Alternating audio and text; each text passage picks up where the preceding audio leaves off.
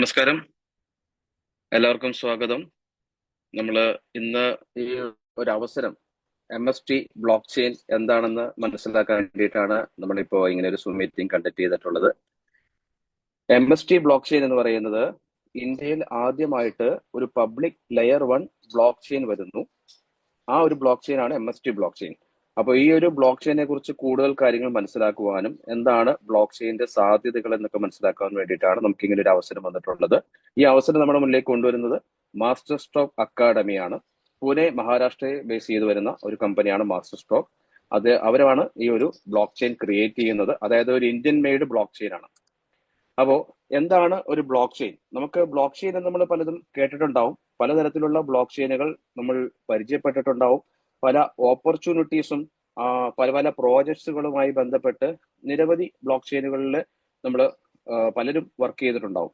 അപ്പോൾ block chain എന്ന് പറയുന്നത് ഒരു പ്രത്യേക ഒരു ഗവർണൻസ് ഇല്ലാതെ നമുക്ക് ഒരു പബ്ലിക്കില് നമുക്ക് ഇന്ററാക്ട് ചെയ്യാൻ, നമ്മുടെ ട്രാൻസാക്ഷൻസ് കാര്യങ്ങൾ നടത്തുവാനും, അതുപോലെ ഒരു ട്രാൻസ്പെറൻസി, ട്രസ്റ്റ്, അതുപോലെ ഓണർഷിപ്പ് എല്ലാം സാധാരണക്കാർക്ക് എല്ലാവർക്കും, അത് ബ്ലോക്ക് ചെയിനിൽ ഒരു ഡീസെൻട്രലൈസ് വേണമെങ്കിൽ പറയാം, ആ രീതിയിലാണ്. അപ്പൊ നിലവിലുള്ള സിസ്റ്റംസ് പറഞ്ഞിട്ടുണ്ടെങ്കിൽ നമുക്കൊരു സുതാര്യമല്ല, ഒരു ഗവൺമെന്റ് കൺട്രോൾ ഉണ്ടാവും. അങ്ങനെയുള്ള കാര്യങ്ങളൊക്കെയാണ് സാധാരണ നമ്മൾ വരുന്ന എല്ലാ ഫൈനാൻഷ്യൽ നമ്മളുടെ മാനേജ്മെന്റ് കാര്യങ്ങൾ വരുന്നത്. അപ്പോൾ MST ബ്ലോക്ക് ചെയിൻ നമുക്കൊരു ഫെയർ ആയിട്ട്, സെക്യൂർ ആയിട്ട്, ഒരു വാലിഡേറ്റഡ് ഡ്രിവൺ എക്കോ സിസ്റ്റം ആണ് നമ്മുടെ മുന്നിലേക്ക് തരുന്നത്.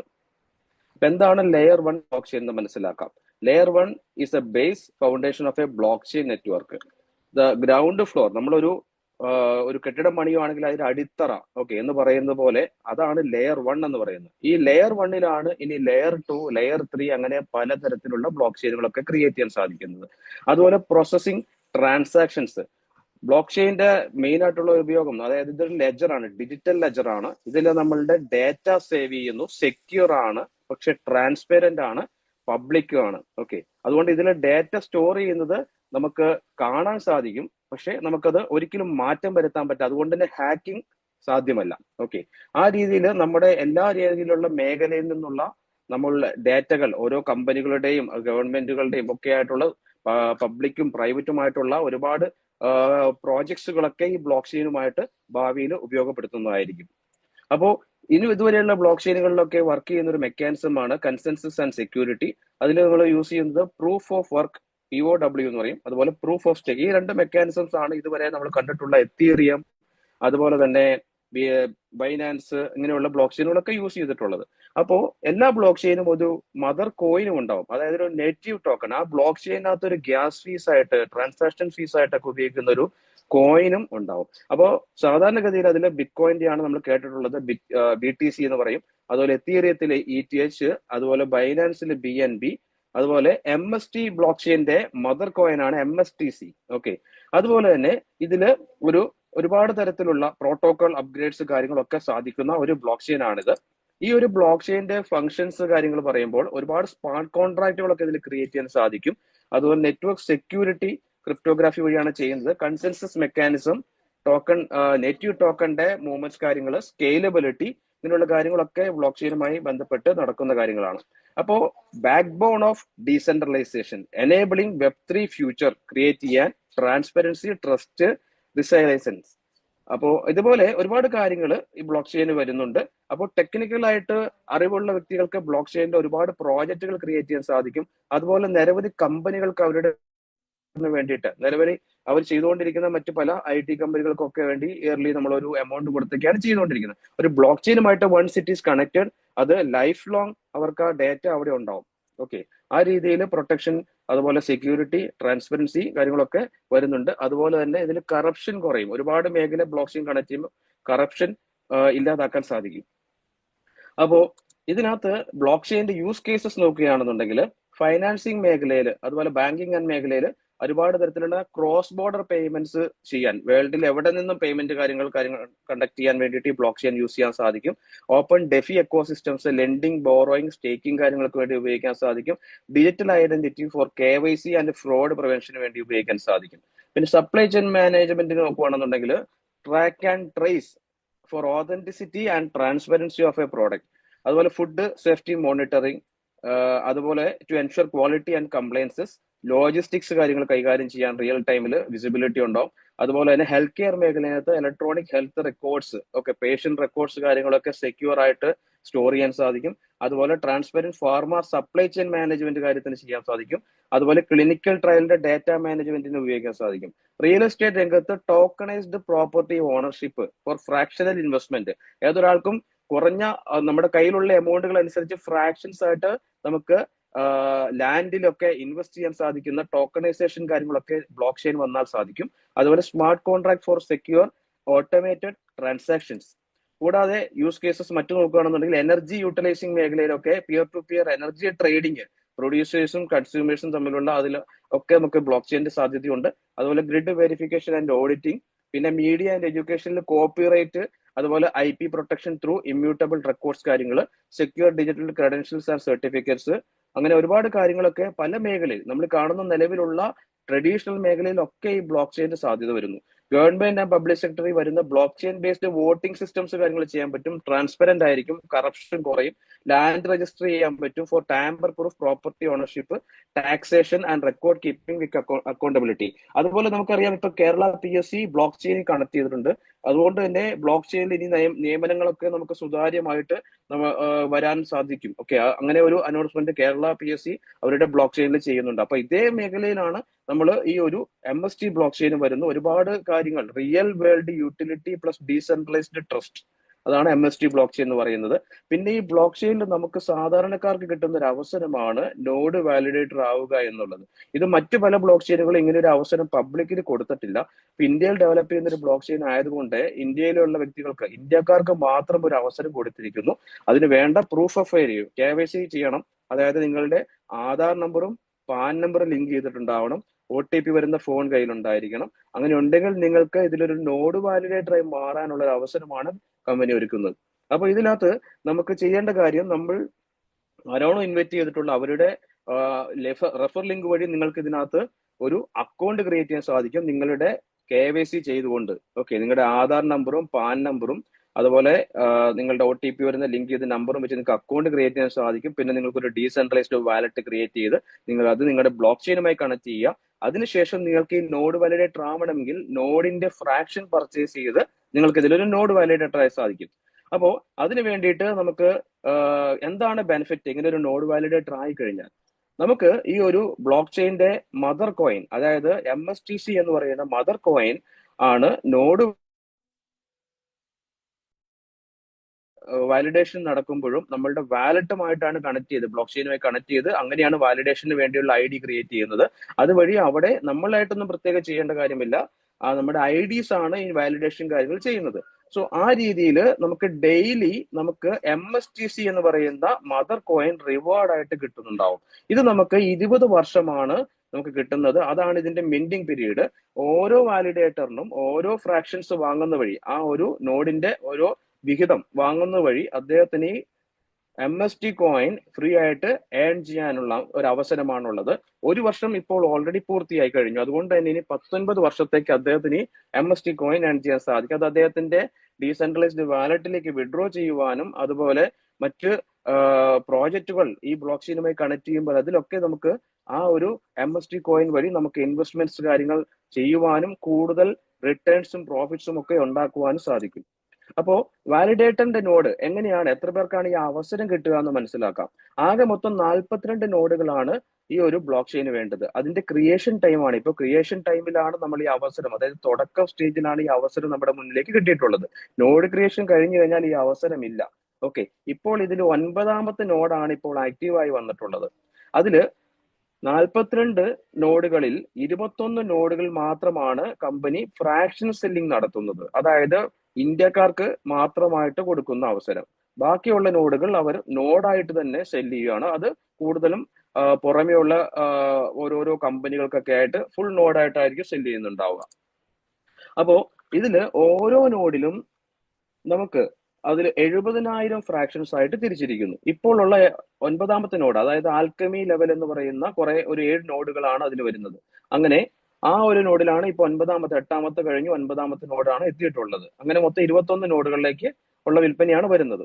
അപ്പോൾ ഓരോ നോഡ് കഴിയുമ്പോഴും അതിനകത്ത് വരുന്നത് എങ്ങനെയാണെന്ന് മനസ്സിലാക്കാം. തുടക്കം സ്റ്റേജിൽ ഒരു നോഡിന്റെ ഒരു ഫ്രാക്ഷന്റെ വില 1000 രൂപ പ്ലസ് GST ആയിരുന്നു. ഇപ്പോൾ എത്തി നിൽക്കുന്നത് 2650 രൂപയാണ് ഒരു ഫ്രാക്ഷന്റെ വില, ഇൻക്ലൂഡിങ് GST ഉൾപ്പെടെയാണ് നമ്മൾ ഒരു ഫ്രാക്ഷൻ ബൈ ചെയ്യുന്നത്. ഇതൊരു ഇൻവെസ്റ്റ്മെന്റ് പ്രോഗ്രാം അല്ല, ഇതൊരു ROI പ്ലാറ്റ്ഫോം അല്ല. നമ്മൾ ഇൻവെസ്റ്റ് ചെയ്യുന്ന പൈസയ്ക്ക് കിട്ടുന്ന ഒരു റിട്ടേൺ അല്ലെങ്കിൽ അങ്ങനെ ഒരു ലാഭവിഹിതം ഇവിടെ കൊടുക്കുന്നില്ല. ഇതിൽ കൊടുക്കുന്നത് നമ്മൾ ഒരു ബ്ലോക്ക് ചെയിന്റെ ഒരു നോഡിന്റെ ഫ്രാക്ഷൻ ഓണർ ആവുക. ആ നോഡ് ഫ്രാക്ഷൻ ഓർഡർ, അതായത് വാലിഡേറ്ററായി മാറുന്ന വഴി ആ ബ്ലോക്ക് ചെയിനിൽ ഫ്യൂച്ചറിൽ നടക്കാൻ പോകുന്ന എല്ലാവിധ ട്രാൻസാക്ഷൻസിന്റെയും ഒരു വിഹിതം ഏൺ ചെയ്യാൻ നമുക്ക് സാധിക്കും. അപ്പോൾ അങ്ങനെയാണ് ഇതിനകത്തെ ഒരു സിസ്റ്റം വരുന്നത്. അപ്പോൾ ഓരോ നോഡ് കഴിയുമ്പോഴും ഈ പറയുന്ന ഫ്രാക്ഷൻ പ്രൈസ് കൂടിക്കൊണ്ടിരിക്കുകയാണ്. ഇപ്പോൾ അത് 2600 രൂപയിലേക്ക് എത്തി എന്ന് ഞാൻ പറഞ്ഞു.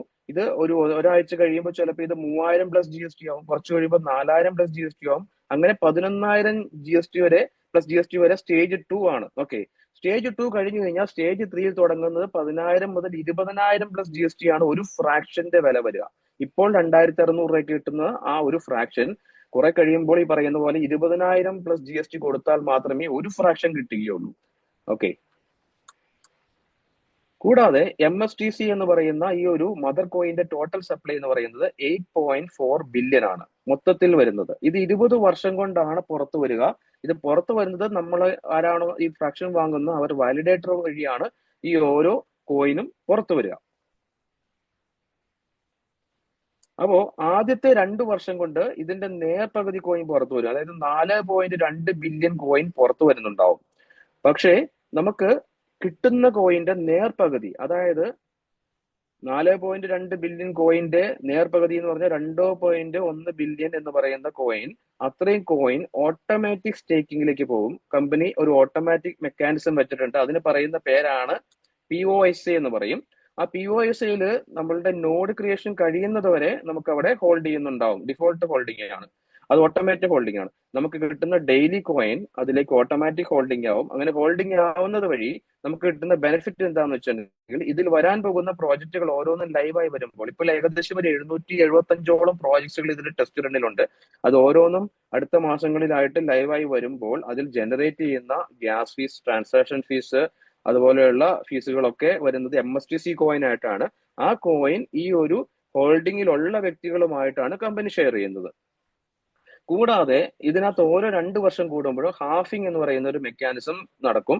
അതായത് ഓരോ 3 സെക്കൻഡ് ഈ ഒരു ബ്ലോക്ക് ചെയിൻ, ഇന്ത്യ ഡെവലപ്പ് ചെയ്യുന്ന ഈ ബ്ലോക്ക് ചെയിന്റെ പ്രത്യേകത എന്ന് പറയുന്നത് ഏറ്റവും ലോവസ്റ്റ് ഫീസ് ആണ്. ഒന്നാമത്, നിലവിലുള്ള ബ്ലോക്ക് ചെയിനെ അപേക്ഷിച്ച് വളരെ കുറവുള്ള ഫീസിൽ നമുക്ക് ഇതിൽ ഡാറ്റ ട്രാൻസാക്ഷൻസ് നടക്കുന്നു. അതോടൊപ്പം തന്നെ ഏറ്റവും ഫാസ്റ്റസ്റ്റ് ബ്ലോക്ക് ചെയിൻ, അതായത് നോഡ് റൺ ചെയ്യുമ്പോൾ, അതായത് ഇതിൽ നടക്കുന്ന ഓരോ ബ്ലോക്കുകൾ, വാലിഡേഷൻ ബ്ലോക്കുകൾ ക്രിയേറ്റ് ചെയ്യുന്നത് 3 സെക്കൻഡ് കൂടുമ്പോഴാണ്. ഓരോ 3 സെക്കൻഡിലും ഓരോ വാലിഡേഷൻ നോഡുകൾ ക്രിയേറ്റ് ചെയ്തുകൊണ്ടിരിക്കുന്നു. അങ്ങനെ നടക്കുന്ന പ്രോസസ്സിൽ ഓരോ 3 സെക്കൻഡിലും 200 MSTC കോയിൻ ആണ് ജനറേറ്റ് ചെയ്തിട്ട് ഡിസ്ട്രിബ്യൂട്ട് ആവുന്നത്. അത് നമുക്ക് ഓരോ ദിവസം പൂർത്തിയായി കഴിയുമ്പോഴാണ് നമുക്ക് ഇപ്പോൾ ആ മെക്കാനിസം വഴി കിട്ടുന്നത്. വൈകാതെ ഇത് ഫുള്ളി ഡീസെൻട്രലൈസ്ഡ് ആയി കഴിയുമ്പോൾ നമുക്കിത് ഓരോ 3 സെക്കൻഡ്സിൽ കൊടുക്കും. ഓക്കെ, ഇപ്പോൾ നമുക്ക് കിട്ടുന്നത് 2 വർഷത്തേക്ക്, അതായത് 2028 നവംബർ 8 ആവുമ്പോഴേക്കും, 2026 നവംബർ 8 ആവുമ്പോഴേക്കും നമുക്ക് ഹാഫിംഗ് വരും, അതായത് 2 വർഷം പൂർത്തിയാവും. ആ രീതിയിൽ വരുമ്പോൾ 200 MSTC 3 സെക്കൻഡിൽ ജനറേറ്റ് ആവുന്നത് നേർപകുതിയായിട്ട് കുറയും, അതായത് 100 MSTC ആയിട്ട് കുറയും.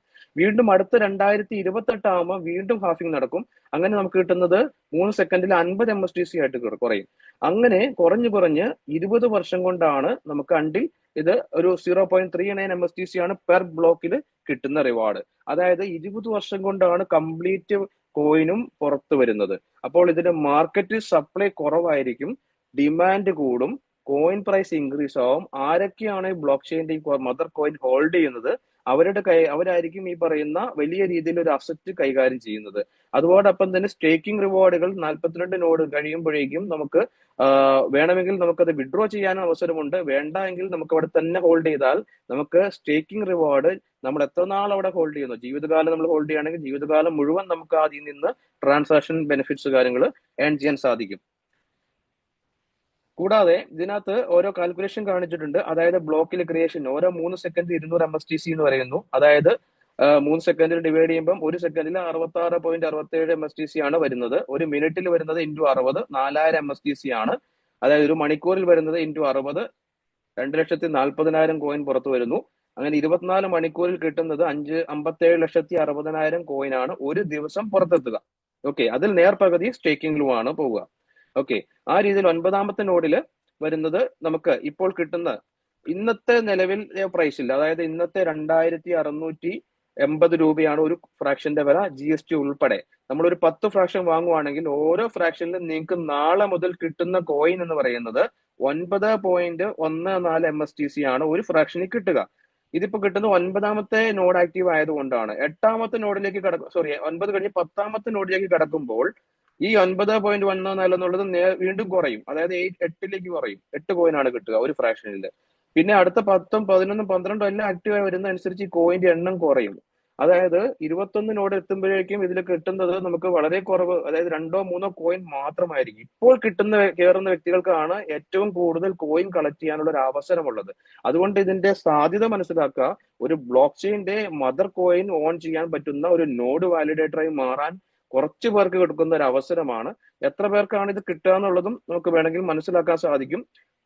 നിലവിൽ 21 നോഡുകളാണ് ഇപ്പം നിലവില് ഇന്ത്യക്കാർക്ക് മാത്രം കൊടുക്കുന്നത്. ഏകദേശം 10 ലക്ഷം പേർക്ക് മാത്രമേ ഇത് അവസരമുള്ളൂ. അതിൽ തന്നെ ഒരാൾ 5 ഫ്രാക്ഷൻ വെച്ച് വാങ്ങിയാൽ വളരെ കുറച്ച് പേർക്ക് മാത്രം, ഒരു 2-3 ലക്ഷം ആൾക്കാർക്ക് മാത്രമേ അതിൽ താഴെ ആൾക്കാർക്ക് മാത്രമേ ഈ അവസരം തന്നെ കിട്ടുകയുള്ളൂ. അതിൽ മലയാളികൾക്ക് കൂടുതൽ ചാൻസ് കിട്ടുന്നതിന് വേണ്ടിയിട്ടാണ് നമ്മൾ ഈ ഒരു അവസരം ഇങ്ങനെ സൂം മീറ്റിംഗ് വഴി നടത്തുന്നത്. ഒരു വീട്ടിൽ ഒരു നോഡ് വാലിഡേറ്റർ എങ്കിലും വരിക എന്ന ലക്ഷ്യത്തോടു കൂടിയാണ് നമ്മൾ ഇത് ചെയ്യുന്നത്. ഓക്കെ, അപ്പോ ആ രീതിയിൽ ഒരു കുടുംബത്തിലും ഒരു 1-2 വർഷം അല്ലെങ്കിൽ ഒരു 5 വർഷത്തിനുള്ളിൽ ഒരു കൺസിസ്റ്റന്റ് ആയിട്ട് ഒരു വരുമാനം ലഭിക്കാൻ സാധിക്കുന്ന ഒരു അവസരമായിട്ടാണ് ഇതിനെ കാണേണ്ടത്. അപ്പോ ഇതിൽ മനസ്സിലാക്കേണ്ട കാര്യങ്ങൾ ഇത്രയാണ്. ഇന്ത്യയിൽ ഡെവലപ്പ് ചെയ്യുന്ന ഒരു ബ്ലോക്ക് ചെയിൻ, ഈ ബ്ലോക്ക് ചെയിനിൽ വരാൻ പോകുന്ന പ്രോജക്റ്റുകളിൽ നമുക്കും ഭാഗമാകാൻ സാധിക്കും. നമ്മൾ ഈ അവസരം ഇപ്പോൾ എടുത്തില്ല എങ്കിൽ ഇതിൽ വരുന്ന ഏതെങ്കിലും ഒരു പ്രോജക്റ്റ് പിന്നീട് നമ്മൾ ഒരു കസ്റ്റമർ ആയിട്ട് ഉപയോഗിക്കേണ്ടി വരും. ഓക്കെ, ഇപ്പോൾ നമുക്ക് ഈ ബ്ലോക്ക് ചെയിന്റെ, അതായത് നമ്മളിപ്പോൾ ഒരു ഷോപ്പിംഗ് മാൾ പണിയുകയാണെന്നുണ്ടെങ്കിൽ ആ ഷോപ്പിംഗ് മാളിന്റെ ഒരു ഓണർഷിപ്പ് ആണോ വേണ്ടത്, അതോ അതിൽ വരുന്ന ഒരു ഷോപ്പിന്റെ ഓണർഷിപ്പ് ആണോ വേണ്ടത് എന്നുള്ളതാണ് ചിന്തിക്കേണ്ടത്. അതിൽ വരുന്ന പുതിയ ഷോപ്പ് വന്നു, അടുത്ത ഷോപ്പ് മാറുമ്പോൾ അതിൽ നിന്നൊക്കെ നിങ്ങൾക്ക് വരുമാനം കിട്ടാനുള്ള ഒരു അവസരം, നിങ്ങളൊരു ഗ്രൗണ്ട് അല്ലെങ്കിൽ ഒരു പ്ലേ ഗ്രൗണ്ട് ക്രിയേറ്റ് ചെയ്യുകയാണ്. അതിൽ വരുന്ന മാച്ചസ്, ഫ്യൂച്ചറിൽ വരാൻ പോകുന്ന മാച്ചസിന്റെ ഒക്കെ ഒരു പ്രോഫിറ്റ് ഷെയർ നിങ്ങൾക്ക് ഏൺ ചെയ്യാൻ പറ്റുന്ന ഒരു അവസരമാണ് നമ്മുടെ മുന്നിലുള്ളത്. അപ്പോൾ ചിന്തിച്ച് തീരുമാനമെടുക്കുക, നിങ്ങളെ ഇൻവൈറ്റ് ചെയ്ത വ്യക്തിയുമായിട്ട് കണക്ട് ചെയ്യുക. അങ്ങനെ ഈ ഒരു അവസരം എങ്ങനെയാണെന്ന് മനസ്സിലാക്കുക. ഫ്രാക്ഷൻസ് ബൈ ചെയ്യുക. കഴിയുന്ന ഫ്രാക്ഷൻസ് പോക്കറ്റ് അനുസരിച്ച് നിങ്ങൾക്ക് ബൈ ചെയ്യാൻ സാധിക്കും. കാരണം ഈ അവസരം ഇന്നത്തെ പ്രൈസ് ഇന്ന് മാത്രമേ ഉള്ളൂ. നാളെ ഓരോ ദിവസവും മിനിമം 15 മുതൽ 50 രൂപ വരെ ഇതിൽ വില കൂടിക്കൊണ്ടിരിക്കുകയാണ്. അതുപോലെ തന്നെ ഈ ഒരു അവസരം നമ്മൾ മറ്റു ഫ്രണ്ട്സിലേക്കും എത്തിക്കുകയാണെങ്കിൽ നിങ്ങൾക്ക് ഒരു അഡീഷണൽ വരുമാനം ഉണ്ടാക്കാനും സാധിക്കും. ഇന്ത്യൻ രൂപയിലെ 2% TDS കട്ട് ചെയ്ത് നിങ്ങളുടെ ബാങ്ക് അക്കൗണ്ടിൽ നിങ്ങൾക്ക് വരുമാനം എത്തുന്ന ഒരു അവസരം ഉണ്ട്. അത് നിങ്ങൾക്ക് തീർച്ചയായിട്ടും നിങ്ങളെ ഇൻവൈറ്റ് ചെയ്ത വ്യക്തിയുമായിട്ട് ഡീറ്റെയിൽ ആയിട്ട് സംസാരിക്കുക. ആ രീതിയിൽ നിങ്ങൾക്കും അഡീഷണൽ വരുമാനം ഉണ്ടാക്കാനും സാധിക്കും. സോ ഈ ഒരു അവസരം ഇന്ത്യയുടെ ആദ്യത്തെ ലെയർ 1 പബ്ലിക് ബ്ലോക്ക് ചെയിന്റെ കാര്യങ്ങൾ വ്യക്തമാക്കുന്നതിനാണ് നമ്മൾ നടത്തിയിട്ടുള്ളത്. അടുത്ത മീറ്റിംഗ് നമുക്ക് ഇതുപോലെ തന്നെ നമുക്ക് അടുത്ത വ്യാഴാഴ്ചയും ഉണ്ടാവും, ശനിയാഴ്ചയും ഉണ്ടാവും. കൂടാതെ ഇതിൽ സ്റ്റാർട്ട് ചെയ്ത വ്യക്തികൾക്കുള്ള മീറ്റിംഗ് കാര്യങ്ങൾ തിങ്കളും ചൊവ്വയും നമ്മൾ ഇതിനുമായിട്ട് ഡീറ്റെയിൽഡ് ആയിട്ടുള്ള ഡിസ്കഷൻ കാര്യങ്ങൾ ഉണ്ടാവും. അതുപോലെ ക്വസ്റ്റ്യൻ ആൻസർ സെഷൻ എല്ലാ ട്യൂസ്ഡേയും ഉണ്ടാവും. ഓക്കെ.